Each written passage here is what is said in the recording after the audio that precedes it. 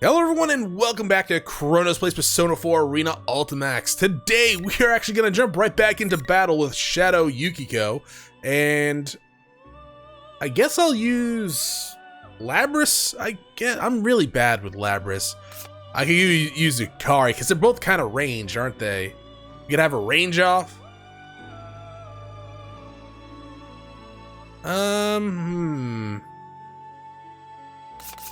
Yeah, let's stick with Labris, sure. Seems only fitting. Now, hopefully we don't get our asses kicked by Yukiko. To be fair, Sho gave us actually kind of a hard time playing as Labris, so I don't know.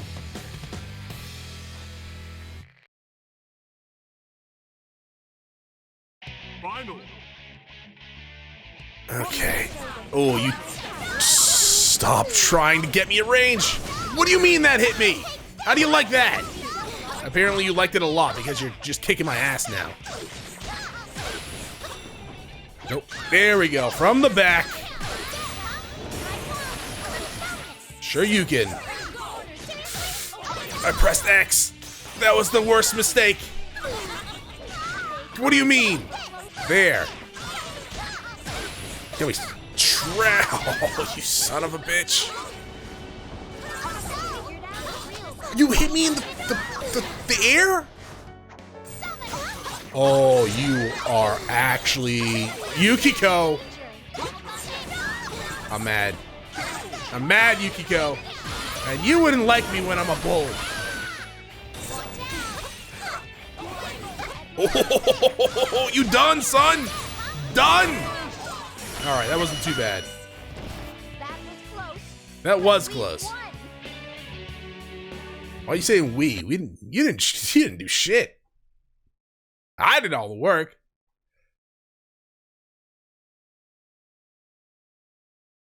No blood-curdling scream? That's a shame.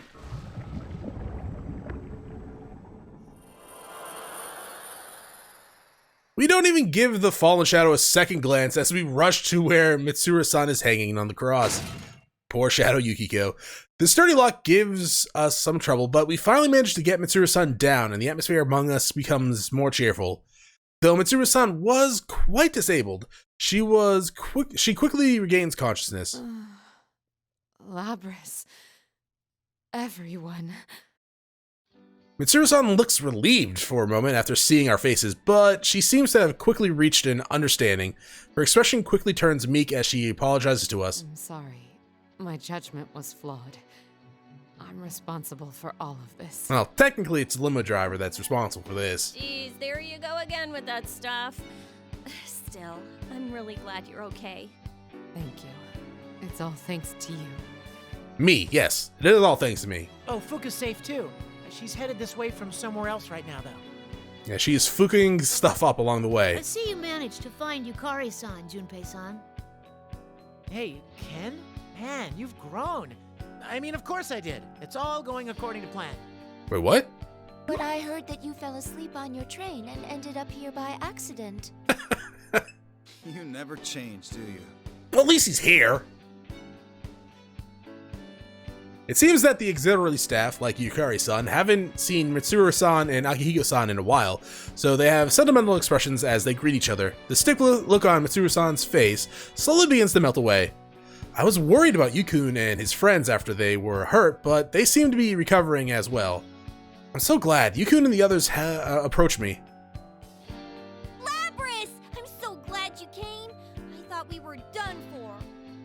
I thought you turned into your shadow for a moment back there. She technically did. What's that all about? I don't know, but I guess my shadow's been within me all this time, watching everything I've seen. She's kind of a pervert. And I think she's changing too, even if only little by little. And it was all of you who brought me back. Well, okay, technically wasn't Shadow Labyrinth like, okay, I don't really want to like deal with this friend shit right now, and just went away. You really did help us. Thank you. Teddy? As I'm conversing with everyone for a minute by, I hear some distinctive footsteps. I look towards them and see two shapes running in from beyond the fog. It's Fuka-san and Teddy. it'll be reassuring to have Fuka-san with us since she's great at supporting us with new information. I bet Teddy will help us too, saying things like how he's my knight. I can't help but smile when I hear their voices calling to me. Labby-chan! Thank goodness! I was so worried about you! Labras, you came to save us, right? Thank you. Whoa, he really is a talking costume. You're not General Teddy, right? You should see what's on the inside. Of course I'm not! Look at my fur! It's completely different! It's 100% genuine teddy fur! That's kind of nasty. Koromaru-san says that his is 100% genuine dog fur. I would be kind of surprised if it wasn't. Well, yeah. I mean, he's a dog. Hey, what kind of fur is your coat made of, Mitsuru-san? Probably shouldn't ask that. This? Kikuno bought this coat, so... No, let us save the discussion of fur for later. It's white. Well, I guess they could just dye it, right? Mitsuru-san walks towards Yuku and his friends. Seeing the leaders of the Shadow Operatives and the investigation team together like this makes me proud. These two people saved me and gave me a place to belong. I want to fight for these people, and that will help me get stronger. Having friends and comrades is truly wonderful. That's what I think. Narukami, I must thank you. It seems we're once again indebted to you. No, I have to apologize for breaking my promise to you. Your people have helped us out too. I mean, to be fair, you never actually... You said you were going to go back and leave it to them, but you never intended to keep that promise. That's fine. You helped me remember something important. To always be on my guard. We did? That's right. Trying to keep danger and death at a distance only results in putting life at a remove as well. What? Trying to keep danger and death at a distance only results in putting life at a remove as well. I'm just gonna say you're probably right, but I also don't know what the hell you mean. I knew this when I established the Shadow Operatives, but it seems that I became too focused on thinking only about the present. Okay, do you mean that you don't have a life? Like...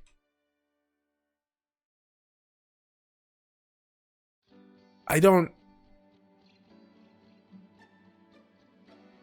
know what you mean. I actually don't know what you mean. Mitsuru-san. But everyone's touched by it, so I'm assuming it's like mind-blowingly like eye-opening. Allow me to ask for your help now, Narukami. I'd like you and your friends to cooperate with us. We need your assistance to solve this case. Do I really need to answer that? Of course we'll protect Inaba. Yuku looks straight into Mitsuru-san's eyes as he answers. Seeing his sincere resolve, Mitsuru-san nods cheerfully. Yukun's friends are all smiling too, as if they are agreeing to gladly take on anything that comes their way. They will. By the way, They're kinda why odd. don't we all compare what we know about the situation? Oh, you're on the ball, Ken. I was just about to suggest that myself. Yep. So no, he wasn't. Yeah, right. You're just trying to claim his idea. I mean, seriously, how lame do you have to be to try and steal credit from someone so much younger? It's rude. It's just rude. We each describe what we've experienced up to this point. Once we've had have a grasp on that, the topic of our conversation is obviously shifted to show Minazuki. Yeah, not Minazuki, Who in the world is that Minazuki. show kid? Didn't he say something about Akutsuki being his dad? That young man stated that he was the mastermind behind the recent events here in Inaba. He also said that he is Shuji Ikutsuki's son. But the file that was given by Kikono-san clearly said that Ikutsuki had no family. Well, presumably he had a life before he was the chairman of Gekukan High. Couldn't he have had a child during that time? Holy shit. I might be misremembering this, but I don't think I knew that he was the chairman of the school. I kind of thought he was just the chairman, like, in Kirijo group with the C's. That makes sense how he'd be able to get Agus to go to school there then, right? So easily? No, Ikutsuki had no family, let alone a child. The only things on his mind were his experiments and the fall. Yeesh, so he was a mad scientist? Oh, don't tell me he was doing human experiments too. Oh, clearly. Have you seen Show? Yes, he gathered orphans from different areas and performed inhumane research on them to try to artificially induce their personas. He's distinctly related to Dr. Gero. Whoa, seriously? That's messed up. Even after Ergo Research was disbanded, it seems Ikutsuki stole the research data and continued performing such experiments personally. One of those test subjects was named Sho Minazuki. The records state that he was the youngest of the test subjects. An orphan, huh? Did Ikutsuki adopt him? No, Sho Minazuki was nothing more than a favorite subject to Ikutsuki. Test subject? But he's a person. How could he do such a horrible thing? Chie, people can be test subjects too. The Kirijo group of the time was an evil Chronos, place, don't worry about it. suffused with his arrogance. It isn't hard to imagine how he was treated with Ikutsuki in charge. Minazuki was raised in a solitary environment, Jealous. never interacting with anyone. I suspect his experiences from that time greatly affected the development of Minazuki's current personality. So that's why he said Ikutsuki was his dad. And he told bad jokes like Ikutsuki too. That's probably unsettling. Being experimented on by some idiots cracking puns. Okay, that is actually awful. Hey, that reminds me. In the middle there, he suddenly seemed like a different person. What was that all about? We'd all noticed that. It was so sudden that his personality just shifted. I don't know why. I kind of thought there was going to be more to... We all noticed that. So that's why I kind of said it that way. Because I thought it was just going to continue. But no, I just went to the different screen of like words. That redhead boy could have split personalities. But the presence that I felt was bothering me a bit. Mitsuru-san, when he reintroduced himself as Minazuki, I sensed some kind of resonation with my plume of dusk. What could that mean?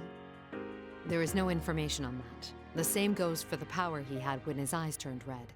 Perhaps they are a result of Ikutsuki's experimentation. I'd imagine so, yeah. The entirety of the report has not been deciphered, but Ikutsuki's data does mention Minazuki's name and the plume of dusk.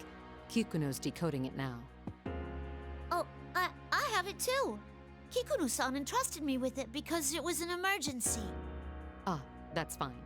Either way, I was intending to share it with all of you once the report had been completely deciphered. Tsuji Ikutsuki, the man who performed a countless number of inhumane experiments at the former Ergo Research, who used Mitsuru-san and the others even while serving as chairman of Gakukan High School, and schemed to destroy the world. I can easily imagine how many victims his experiments may have created. I myself am a result of a similar process after all. So, Shokun is another one of those victims. Hey, when he got all cold and called himself Minazuki, he said that he wasn't after revenge for Ikutsuki, right? Correct. Based on what he said, it seems this Minazuki set this situation in motion to grant the hot-headed boy his wish for immense solitude. And then he was talking about persona fragments. Yeah, that's right. He said that he covered the town in this red fog and was carving our personas by making us fight in it. Does that weaken our personas? The sense of fatigue we felt when we were on those crosses is most likely part of that same plan. Looks like we completely fell for it. But he said that he'd gathered enough fragments of our personas, didn't he? Then... Yes, he's most likely completed that step of the plan. What was that part about awakening something? I mean, I can guess that it's going to be pretty dangerous, but... Oh yeah. what's Oh, I he gotta lower the difficulty. I know nothing about that, but if it's similar to what we encountered at Tartarus, it's nothing welcome. Persona fragments, huh? What in the world is he planning on using them for? Is this all part of what he wants? He falls silent, full of impatience and uncertainty. On top of all that, the second personality gave us a word of caution as he was leaving. We need to make sure that everybody's safe as quickly as possible. Oh, that reminds me. Yukiko and the others! That's right! That Minazuki guy said that Yuki-chan and the people with her are in danger! Naoto-san and Kanji-san said that they were going to Junes. According to Junpei-san, supposedly Yukiko-san and Rise-san were at the same location. Huh? Oh, right. but those two said they were gonna go look for Kanji and the others, so I don't think they're still there. They could miss each other. Yes, I'm concerned about them as well. Let's split into 2 teams. One heads to the top of the tower while the other searches for Narukami's friends. Yamagishi, perform a search and try to locate them as best you can. Understood. I don't know how well it'll go, but I'll try searching for everything. Hey, Teddy's nose. He can help. We're counting on you. Persona. Fukusan closes her eyes and concentrates, summoning her persona to search the surrounding area. Then again, this red fog seems to be able to block the search abilities a little bit, like making Teddy sneeze when he tried to use his keen nose, so there's no knowing how well this is gonna go. So much interference. Fog might be getting thicker. Oh! I have 2 readings near Junes. That may be Kanji-kun and Naoto-kun. They seem to be moving towards Junes. And I found another 2 readings in town on the move together. Do you think that's Yukiko and Rise? Oh, I'm so worried. Oh, what the? It's called an earthquake. The entire room shudders immensely, and the building creaks. The one calling himself Minazuki is undoubtedly close to accomplishing his goal. Whatever it is, there isn't much time left for us. We must hurry. Yukari, Iori, Amada, and Koromaru, you're the least wounded. You pursue Minazuki. Really?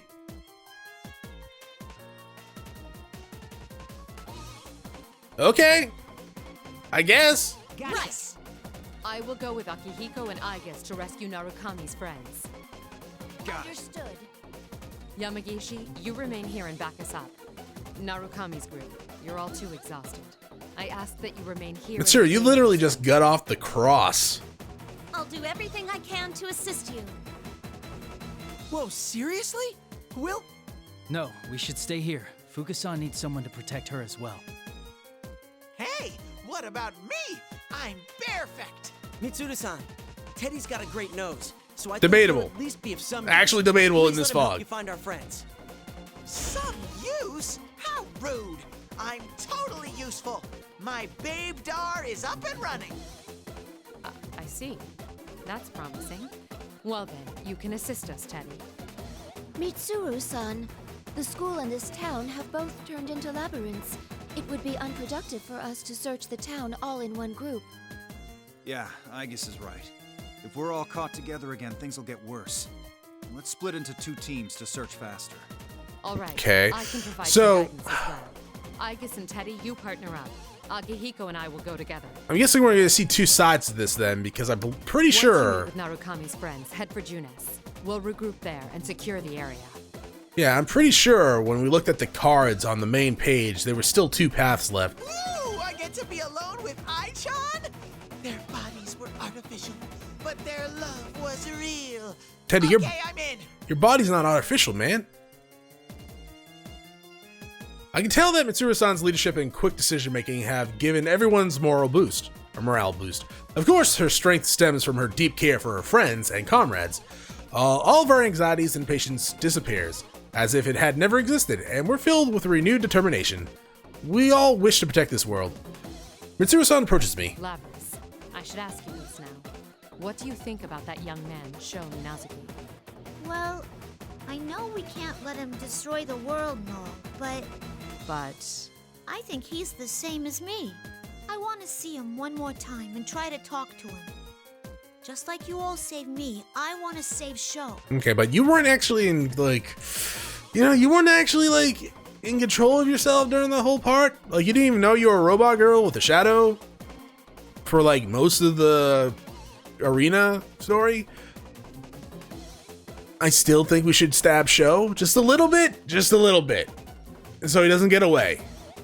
Ever since I was born, I was always alone, knowing nothing of love, trust, and interpersonal bonds. I was taught only how to fight, and I never considered the possibility of befriending anyone. Was it 24?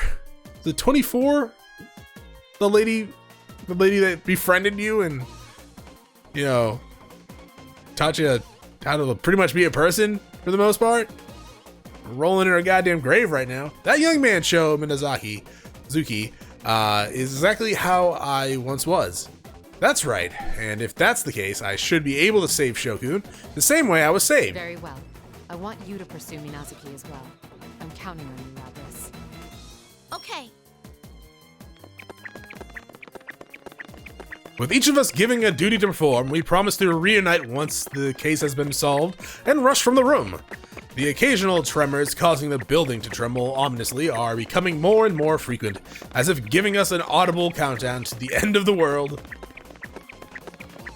But who else can we fight? We fought like We fought like everyone, haven't we? We're here. Oh, why we're here. Oh yeah, kiss. Yeah, there's a few paths. I guess we'll start why we're here. See where that goes. I mean, this alternate path over here doesn't seem like it's gonna be too long. But anyways, yeah, in here.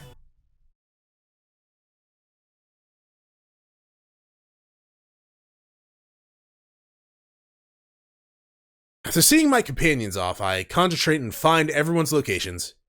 I have been entrusted with the task of providing support to everyone else. The ability to disseminate information among them all will be the key in navigating through this twisted labyrinth. Since I cannot fight directly, which is bullshit, I need to help everyone as much as I can with my own abilities. Maybe not nuke them this time. Are you all okay? I don't sense any enemies nearby, so please concentrate on regaining your strength. Right. Ow. How do you concentrate on regaining your strength? Take a nap? Are you okay, Fuka-san? You were only rescued a little while ago. Is it okay for you to use your persona so soon? Thank you. I'm all right. I'm sorry we dragged you into this. It wasn't you who dragged us into this. Chazon is concerned about me, though I'm sure that she's been badly hurt herself. Oh, we just screwed up. We're really thankful you guys came. In any case, let's recover as quickly as possible so we can go after Labris and the others. Yeah, I agree. It's not just Chie-san. When the Persona users of Inaba found out that I was being held captive, they all put themselves in danger to find me. It makes me truly happy to be able to fight alongside these people.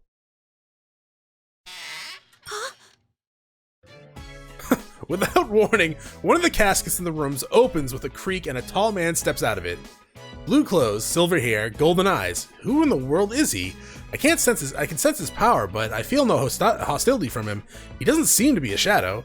Ah, a ghost! Ah! Why are you screaming? We're the ones you freaked out! Oh, I apologize. I was caught in the moment. Those clothes. They're very similar to the dresses Margaret and Elizabeth wear. Ah, so you are acquainted with my sisters. I am their younger brother, Theodore. Elizabeth? That really strong girl with the book?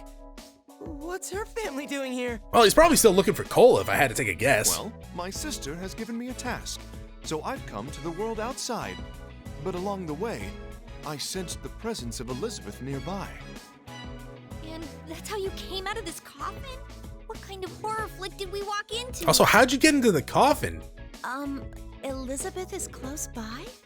She's tremendously powerful, but I don't sense her at all. Oh, she is most likely hiding her presence, so as to not hinder your journey. But I am certain that she will be watching over a battle around here. As evidence of this, please look here. There are potato chip crumbs in the bottom of this coffin, and in her favorite flavor at that. Yeah, I can actually just see Elizabeth chilling in a goddamn coffin eating chips. I don't know, I should be happy that doesn't surprise me. Well, if anyone was gonna eat potato chips in a coffin, it'd be her. These guys are putting kind of a damper on the urgency of this situation. Comic relief. I like the local variety with the beef Oh my flavor. god. I can't get enough. Can we stop talking about potato chips? Theodore, right? We haven't run into Elizabeth. Yes, it seems I was just a tad too late. It's all right. There was merely a little something I wish to ask her. What's that?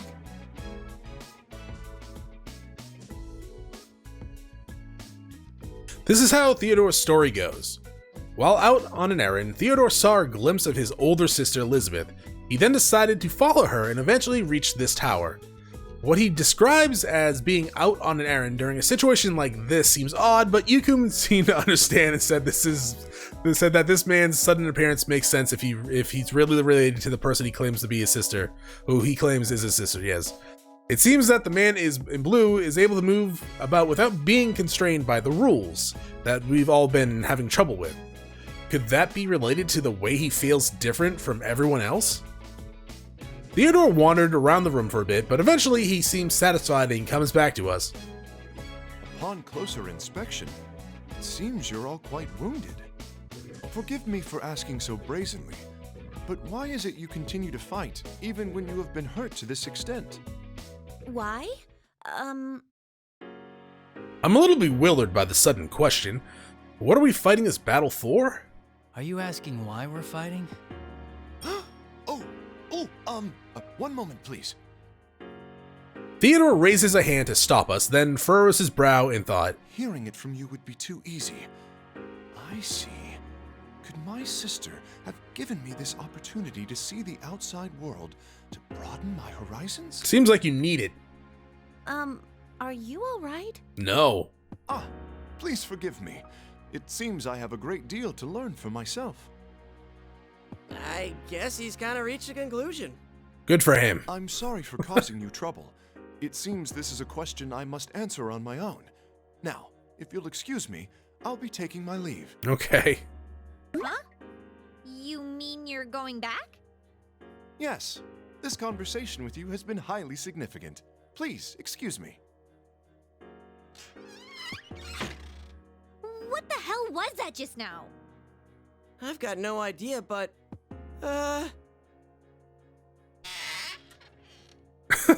Wait, what now? I'd almost forgotten.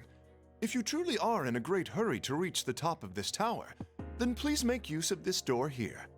Well then? So you gave us a door? What door? That is a coffin! Oh, we can use the coffin. That was mysterious. Theodore asked us why we were fighting. The reason I had such a hard time finding an answer is because I couldn't find a way of putting it into words. I mean, we all have our own reasons for being here. We peek behind the coffin lid that Theodore left through and discover a set of stairs leading up. I thank the man for his brief but helpful appearance, but then try to locate the others once again. Good, I can sense everyone's strong wills as they go around the school. It's reinvigorating, and I feel my own spirit lifting. What I need to do right now is nothing but do my best.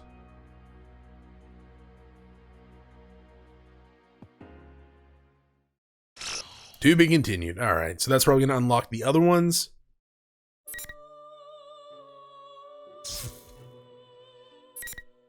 Sewers of Anguish, and Going Wild. I guess Gone Wild, huh? Guess we'll go there next time. Thanks for watching. If you enjoyed the episode, press like and below. If you're not subscribed yet, why don't you have my videos so I can check out some of the content, see if it's to your liking. Once again, thank you for watching. Hope you all have a great day.